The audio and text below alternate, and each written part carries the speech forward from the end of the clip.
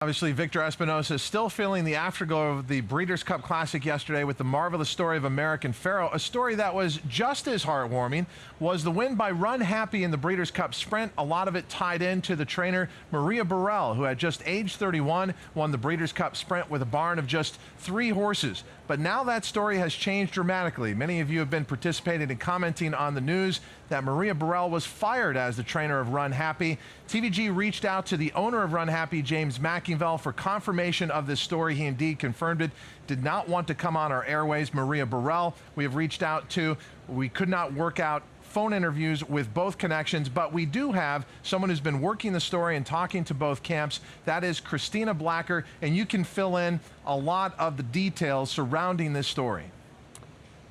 Yes, Todd, absolutely right. And it's become very salacious on Twitter, but these are the facts, as you've just stated for us as well, that Maria Borell has indeed been relieved of her duties as the trainer of Runhappy. And James McIngvale, we spoke to him. He did want to really be very emphatic about the fact that this is an amicable parting of the ways, and he does wish her all the best in her future endeavors.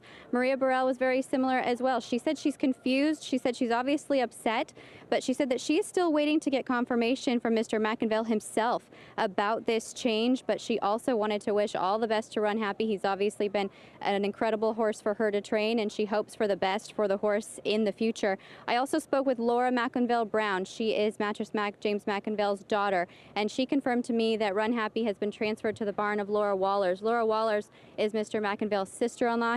She is also their racing manager and has always been very tied into the training of this horse, so she is now taking over as the trainer of Runhappy. Todd, those are the facts as we know them right now, and as you stated, we did allow both camps an opportunity, if they wanted it, to come on our airwaves and discuss this story, but they've decided to leave it at that and to wish each other the best. Simon, you're a former trainer. You are also involved in kind of a messy parting with an owner. It seems like every trainer has to go through with this. It can be very amicable, or it can grow from there. Yeah, they say it's amicable, but it isn't. Anytime you lose, I've been in that position. I won the Secretariat Grade 1 race. I was fired 24 hours later, and thankfully that's part of the reason I'm sitting here today. Maybe I should be thankful for that. But yeah, this is a bad situation.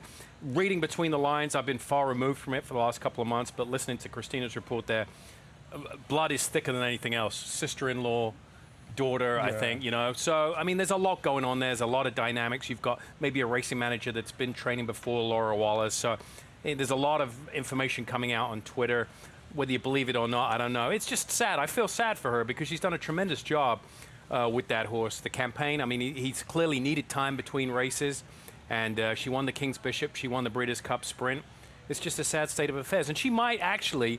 What happened to me in this situation, I picked up some horses because of it. People kind of feel sorry for you, and they give you something. But the thing is, I called them sympathy horses. They were well, LaDuca got one, right? They were, hey, son, let's play the horse. They were kind of people second and third string horses. They're like, we'll send you a horse to kind of fill the stall. It's really, the sad part about it is that Joaquin Jaime, myself, went out to go see Runhappy. And from what I saw, Maria Borell was training that racehorse.